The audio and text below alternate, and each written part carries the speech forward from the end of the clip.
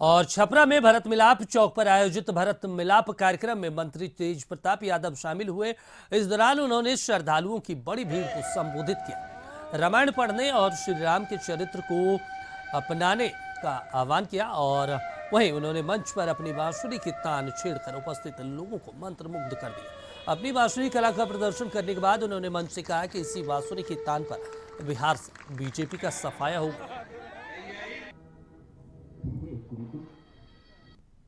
आने का वजह ये रही कि भरत राम और भरत मिलाप यहाँ जो चौक है, यहाँ पे राम जी का संपूर्ण पूरे तरीके से लोग रथ यात्रा निकाले, लोग नगर कीर्तन में भी लोगों ने घुमाने का काम किया। तो यहाँ पे हमको इनवाइट किया गया, इसलिए हमारे और अपना डीएसएस का कार्यालय भी खोलना था, उसके लिए भी हम यहाँ उपस्थित हुए। राजनीतिक मायने भी निकाले जा सकते हैं क्या? जिसको निकालना निकाल सकता है, लेकिन ये धर्म का कार्यक्रम है।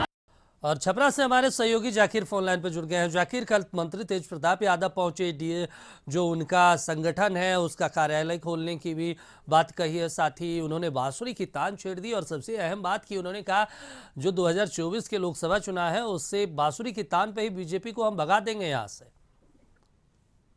देखिए, ये तमाम चीजें जो हुई, ये आयोजन जो अवसर था वो भी धार्मिक था, और भरत मिलाप का आयोजन जो लगभग 60-65 वर्षों से भरत मिलाप चौक पे होता है, उसके आयोजन में वो शामिल होने आए थे। तो उसमें उन्होंने डीएसएस जो उनका अपना एक निजी संगठन है, उसके कार्यालय की भी उन्होंने शुरुआत की, उसका उद्घाटन किया। इसके बाद वो मंच पे आए। मंच पे जब भरत मिलाप हुआ, उसके बाद जब उनका मौका आया बोलने का, तो उन्होंने बहुत सारी बातें कही। लेकिन उसमें जो मुख्य चीज थी, उन्होंने एक तो पहले वहां पर जो भी लोग मौजूद थे उनके मिजाज को रखा कि ये जो तमाम लोग जो यहाँ मौजूद है उनका मिजाज क्या है। और जब उनको ये लगा कि उनको उस एक्ट से वो अपने उस बांसुरी वादन से उनको ऑबलाइज कर सकते हैं, उनको प्रभावित कर सकते हैं, तो उन्होंने अपनी गाड़ी से बांसुरी मंगाया और बांसुरी मंगा के उन्होंने बांसुरी बजाना शुरू किया।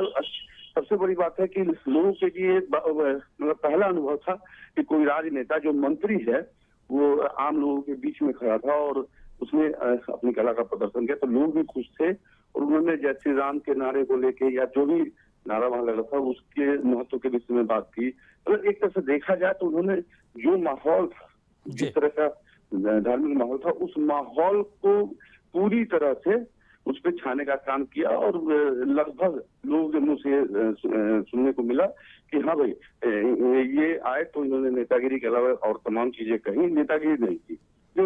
बिल्कुल जाकिर, राजनीति नहीं की, लेकिन उन्होंने अपने जिस तरीके का अंदाज है उनका बोलने का, उसी अंदाज में उन्होंने बीजेपी पर भी कटाक्ष कर दिया। तमाम जानकारी के लिए शुक्रिया जाकिर आपका।